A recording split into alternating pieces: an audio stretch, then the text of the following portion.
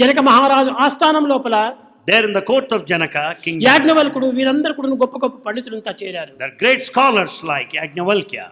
కానీ అతనికి మించిన వారు మరొకరు లేరు. None would ever excel him. కానీ ఆ సభ లోపల There in the court, Gargi ఒక్కటి మాత్రమే ఎంచుకుంది.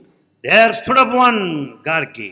ఆమె ఈ యాజ్ఞవల్కుని అనేక రకములుగా ప్రశ్నలు వేస్తూ వచ్చింది. She went on questioning Yajnavalkya.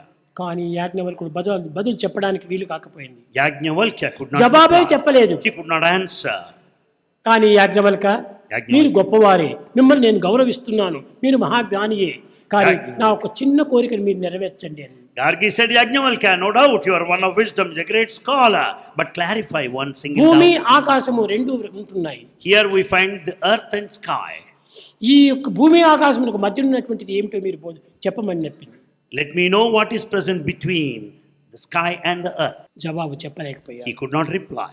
పోనీ ఈ భూమిపై ఉన్నటువంటి పదార్థముల యొక్క పేర్లైనా మీరు చెప్పగలరా అని. Are you prepared to tell me the names of all the objects present on this planet earth?